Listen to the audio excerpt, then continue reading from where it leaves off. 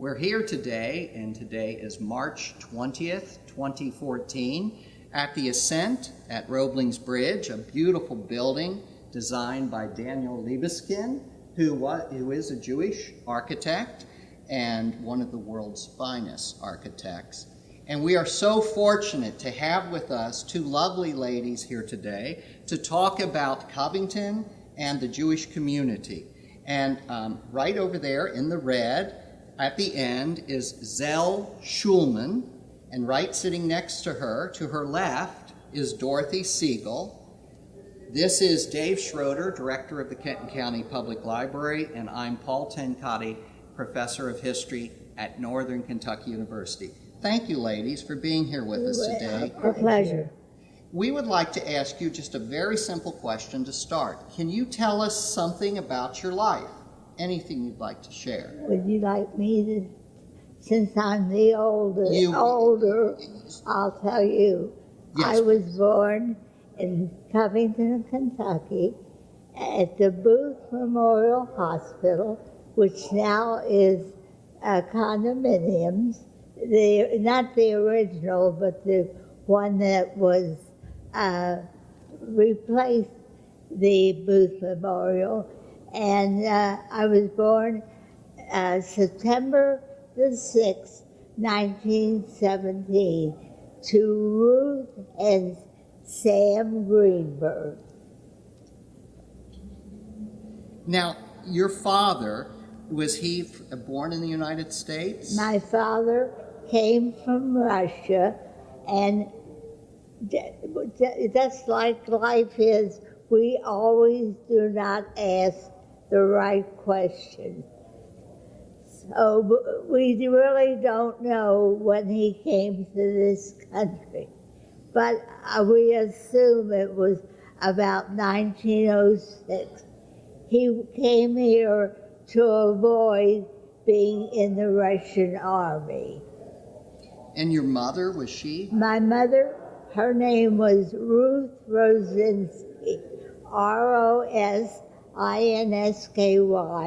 She was born in St. Louis, Missouri. She was, there were 4 girls and 4 boys in her family, but they were not all born in Europe, and she was the 3rd child to be born in St. Louis. Wonderful. So now when they came to the United States, and they continued to be practicing Jews, correct? Oh, yes. Now, was that conservative, Orthodox? It was Orthodox. Orthodox, wonderful. And so you grew up in part of the synagogue here in Covington on yes, 7th Street. As a little girl. Now, can you say something about that synagogue? It must have been a large synagogue at the time. Oh, no, it was very small. I think that it held probably 200 people. They do have a picture of it. And it was a nice little place where you walked up the steps that had the pillars and came in.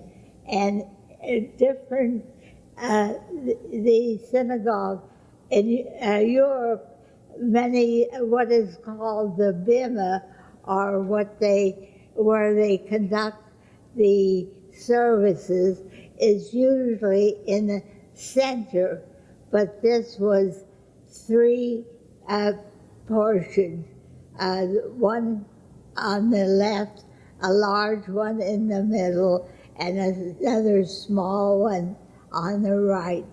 And of course, in those days, since it was an Orthodox synagogue, the men and the women sat separately. The men, of course, sat in the middle, and the women, divided by a curtain, sat either on the right or left side. And did the children sit with, like a dog? No. It wasn't like it is today, where children are really part of the services. They would run in and out, and then later on, they did have what is known as a cheder, where the children learn Hebrew, not the girls, but the boys, to be bar mitzvah. Did you, what did your father do? Was he in furniture too? My father came as an immigrant and, of course, had a horse and buggy. At the time, he lived in St. Louis, but how he came to Covington, I really don't know. We don't ask. We should remember to ask questions, because after they're gone, it's too late. So he had what was known as a horse and buggy, and they would call those people peddlers, and he would have little merchandise and go around Covington and Newport and sell whatever. But finally, he prevailed upon my uncles, who were my mother's brothers, who were already established, and my father he borrowed money to open up a store, which he did on the corner of 6th and Madison. And the horrible thing was that on his basically opening day, there was a small fire where the furniture would be polished and things like that. But it didn't, nothing really was destroyed. And he was in that until the Covington Trust Bank, which owned that corner, wanted his store. So he had to start to look for another furniture store. Is that when the new furniture store was built? No, on Madison? that was the first one. Okay. Was it called Modern Furniture Yes, back then? yes. Okay. It's very interesting. He had a little loft on Pike Street, and across the hall from him was a photographer whose name was Merkel. Now, Merkel may not be anything, you might not recognize it, but Merkel was the name of an actress, Una Merkel. And when my father would leave, he would leave the telephone and the office open. So after he'd been there for a while, he got notice on his telephone bill, Hollywood. Well, he didn't have any interest in Hollywood, but Mr. Merkel used it a few times. Now, were the Merkels Jewish as No, well? No. Okay. No.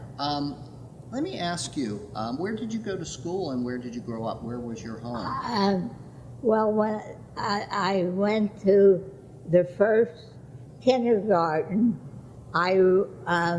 we lived on 6th Street, and down the street was the first district school.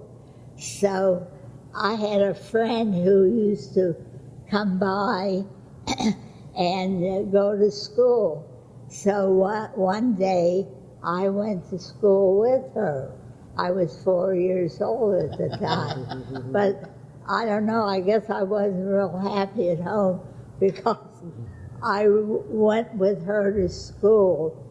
And my mother called my father at the store and said, "Sam, Dorothy's gone again. So my grandmother, who was visiting us, said, I bet she went to school. And so my father, the school was on Scott Street, 6th and Scott, and of course, my father walked down, and when I saw him, I started to cry. Well, the lady who was the teacher, her name was Emma Longshore, and she said to my father, oh, let her stay.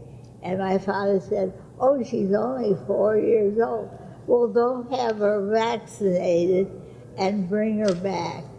And Emma Longshore became my dearest friend until the day she died. Oh, that's... Yes. Did you experience... Did you have a lot of friends when you were growing up, or did you experience any prejudice? No, I really don't remember. I'm sure that there was, but I don't think that my friends knew the difference. I went to, there was a school on 11th Street called Driggs. It was a private school, and I went there one day because I decided I wanted to play the piano.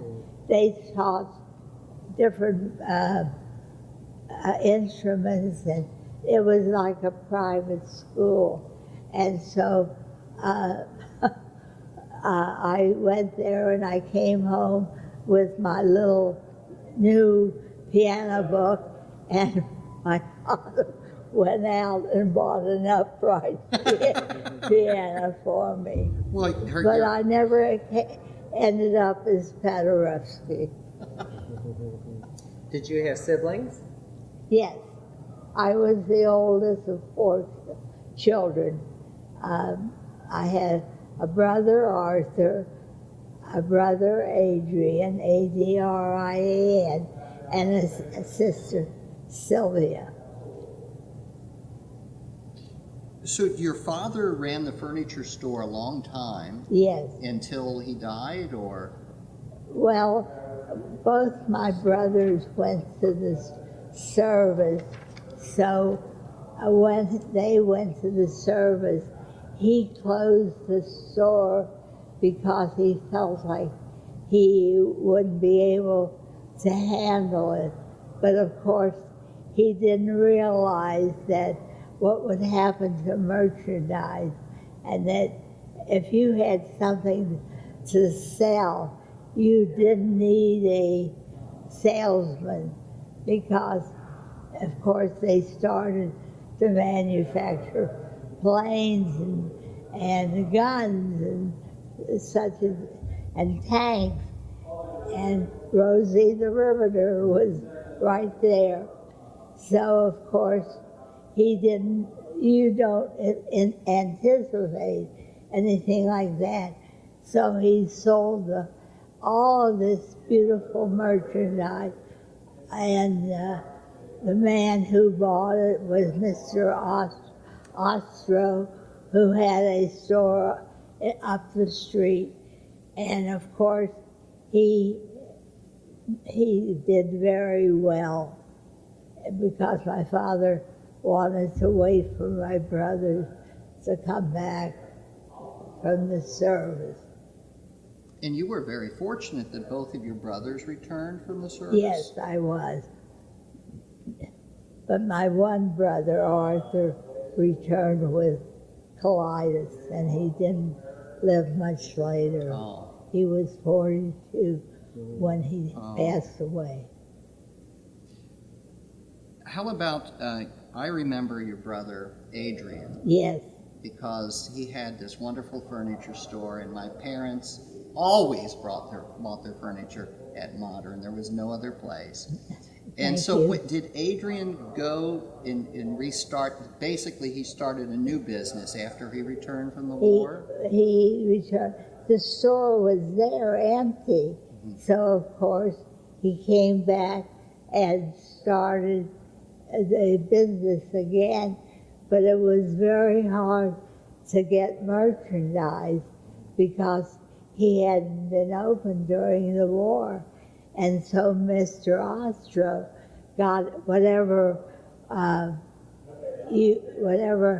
they had bought. The people who sold furniture gave him preference. So they had a little difficulty starting over, and Arthur was not well. He came back with colitis, and he passed away when he was 42 years old. Now, the life in the synagogue when you were growing up, was there a women's group? There was the sisterhood, Okay. yes, and they would get together and they would have rummage sales, and they would meet and play cards at each other's homes, and there was a nice camaraderie between all the people in Covington,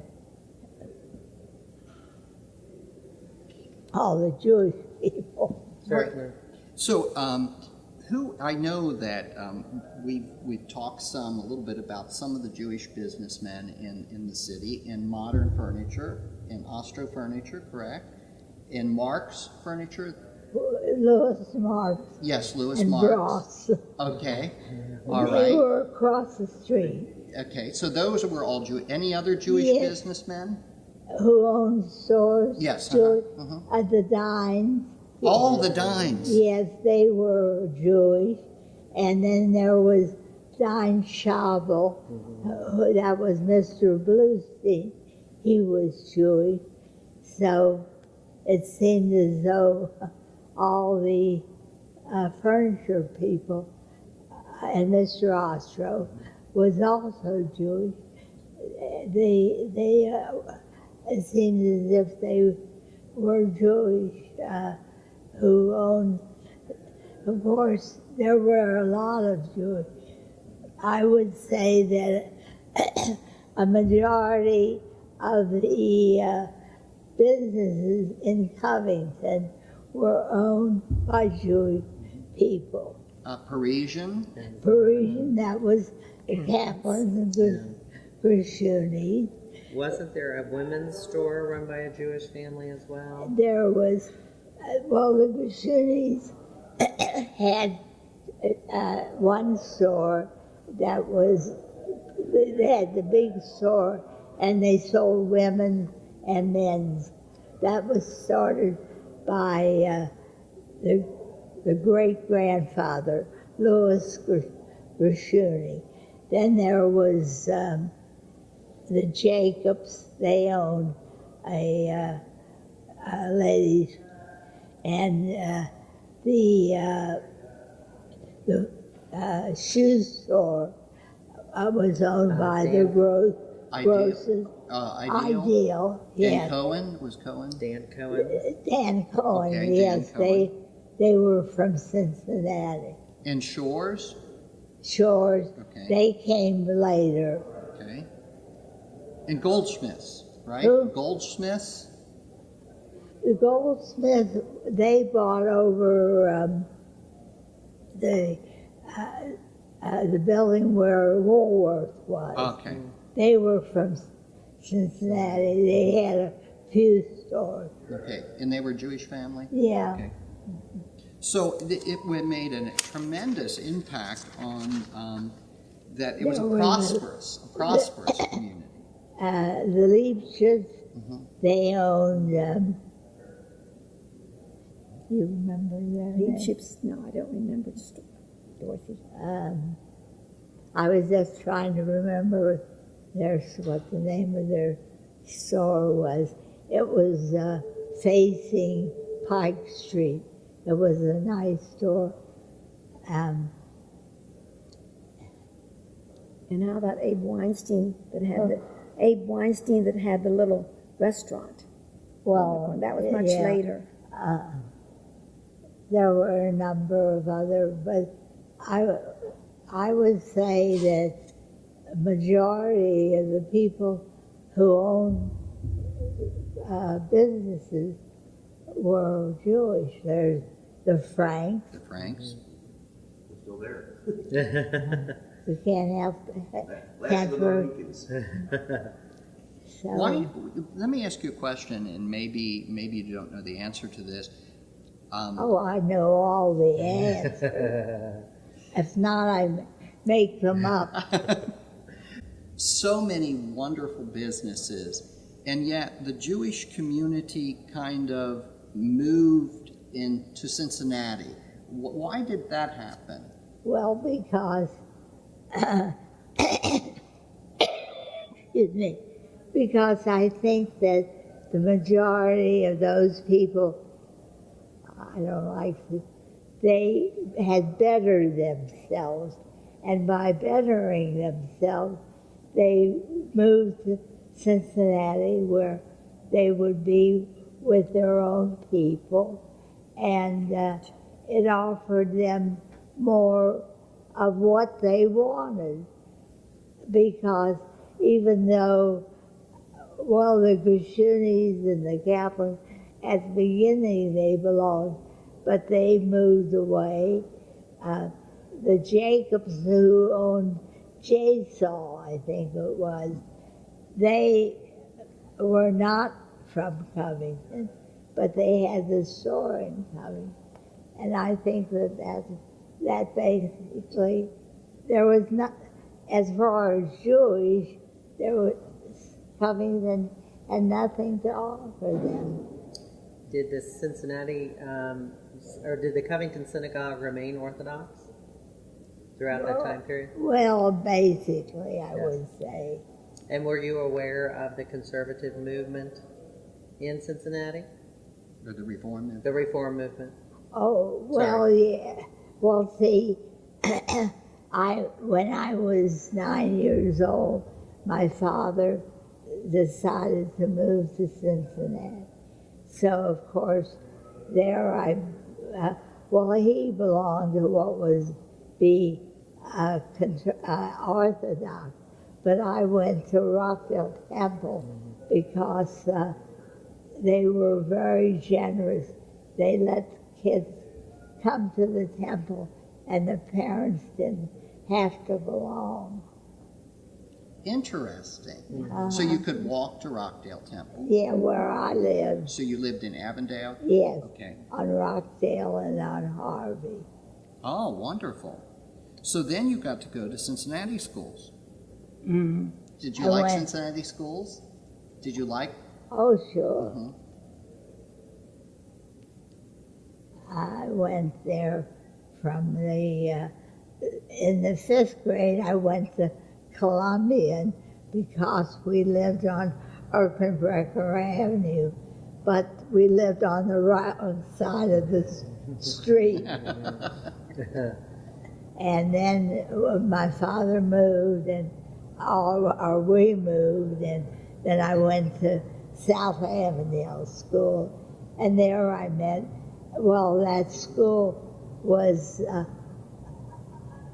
almost like Ivory Soap, 99, 44, 100% Jewish. Now, if you had to describe the difference between the synagogue in Covington and Rockdale, how would you describe that? Two worlds. That's a good question. It was like when it was Yom Kippur, which of course is the Day of Atonement and the day that you stay in the synagogue for the whole day and you don't eat for 24 hours, whereas Rockdale, the chauffeur would be waiting because this was the most beautiful edifice, and this was destroyed by people. It was given to the black community or the African, and they destroyed it all overnight. When we had the terrible riots, Race riot. and of course, as I said, the chauffeur would be waiting to take them for lunch and bring them back for the afternoon service. So it was different. But I'm sure that there were people in that group who observed the ritual of Yom Kippur. And were most of the members at the Covington Synagogue Russian descent? Well, they came from different places, from Poland, from they came from Latvia, Lithuania, Russia, maybe a few from Germany, but at that time the German Jews they were happy in Germany until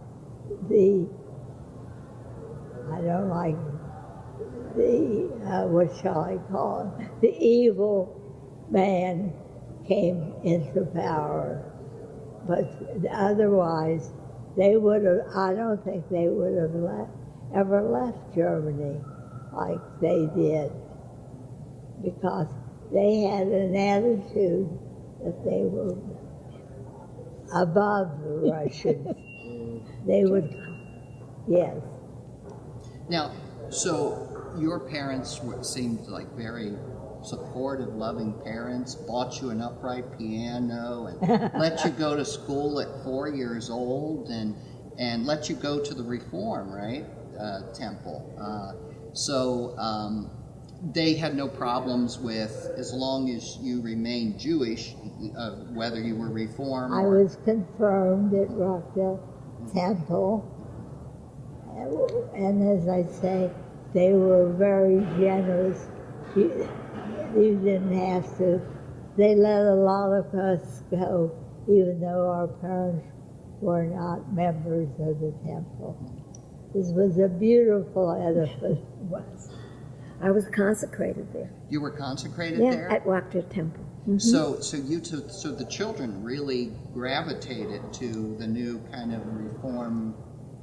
Well, I think it had to do with the times. After the Second World War and things changed, Second World War came along and that changed a lot of things. But I was actually born in Cincinnati in 1928, and my father came from Russia, and my mother was American-born.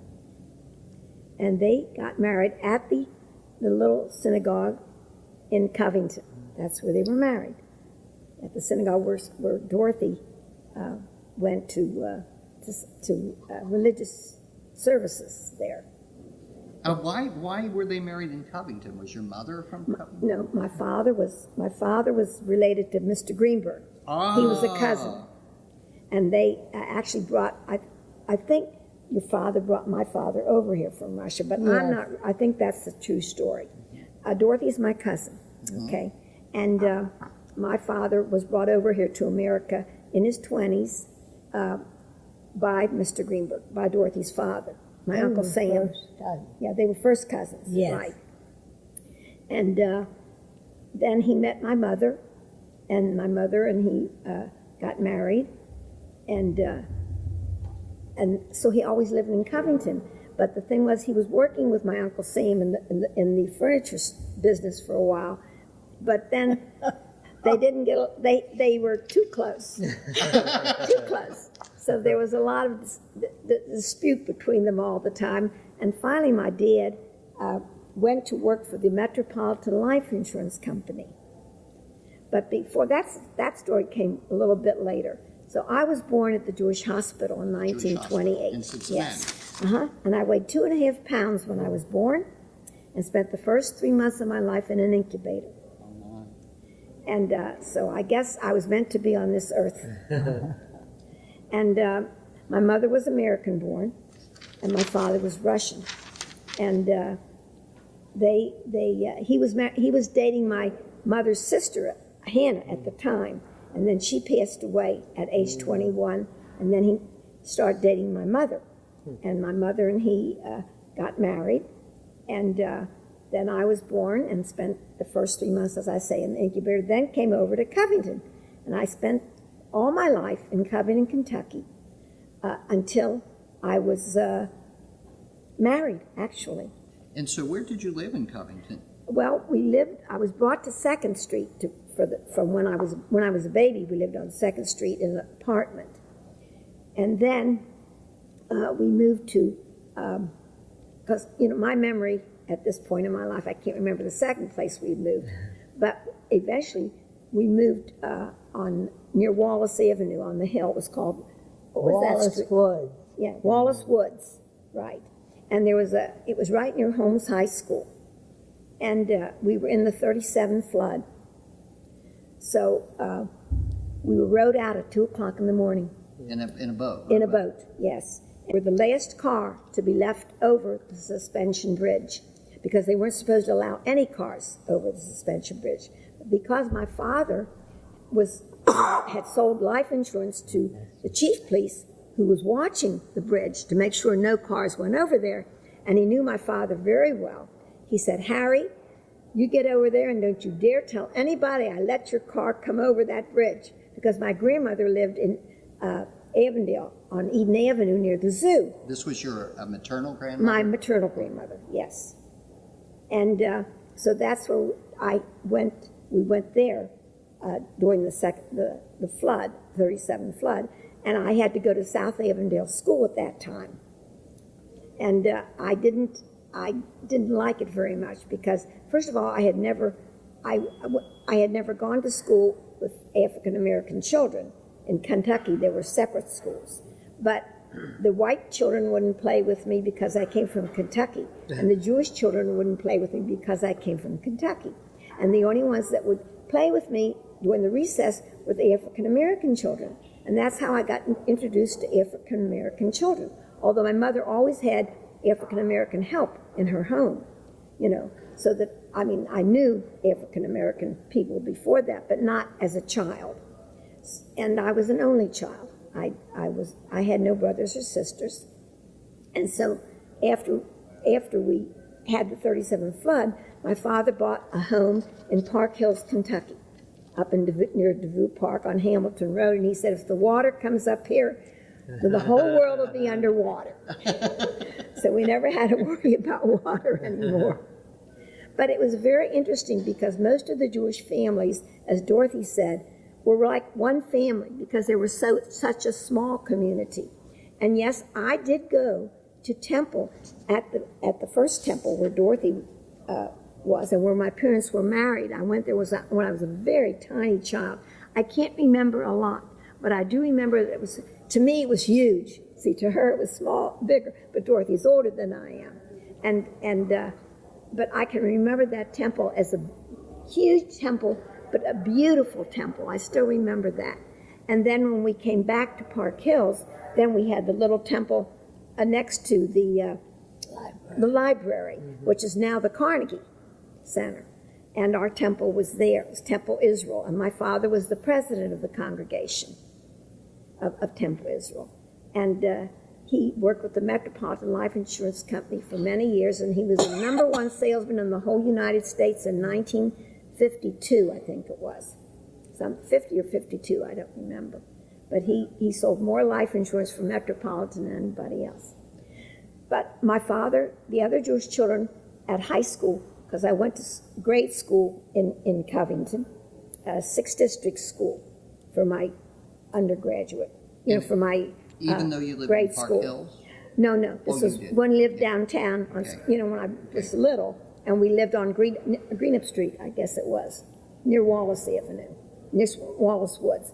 I went to 6th District School, and that's where I went to school. But then after the flood, we moved to Park Hills, Kentucky, in DeVue Park, and most of the Jewish families who had children then, sent their children to Walnut Hills for high school.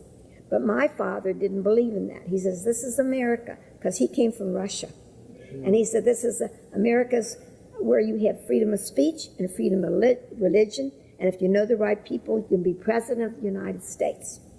So I was the only Jewish child out of 600 at Dixie Heights High School, which was quite a learning experience for me. It was very hard, and there was a lot of anti-Semitism because the Second World War came along, and I was beaten up. I had my matzah sandwiches at Passover stepped on so I wouldn't have anything to eat. And finally, one day my dad had to go to the high school principal and say, my daughter isn't being treated very well. But, it was a good learning lesson for me because it made me get along with all kinds of people, and it made me stronger. And it also was a life lesson for me, being the only Jewish child out of 600 in my high school. Because when I went to the University of Kentucky, interestingly enough, I dated non-Jewish boys. Because at Dixie Heights High School, I was the only Jewish child, so my father always said, you can go out with non-Jewish boys and date non-Jewish boys, but you can't marry one. I mean, that's the way I was taught. So when I went to University of Kentucky, I had Jewish friends and I had non-Jewish friends. And I actually got thrown out of the Jewish sorority because I dated non-Jewish boys. And they didn't like that. But my father said, it's okay, don't worry about it. And then I really had many, many different friends. And I always roomed with foreign students from foreign countries, which was a wonderful experience for me. But at Passover, there was only the Jewish sorority, and then there was the ZBT fraternity, which was a Jewish fraternity. And at Passover, my father would make sure that both the sorority and the fraternity and the Jewish children who didn't belong had Passover food for Passover. And there was a synagogue there, a temple and a synagogue in Lexington. And so they gave you host families. The Jewish children had host families. And interestingly enough, my host family was the Fines in Lexington, Kentucky, who turned out later in my life to be one of the Fine boys, Ray Fine, to be my brother-in-law.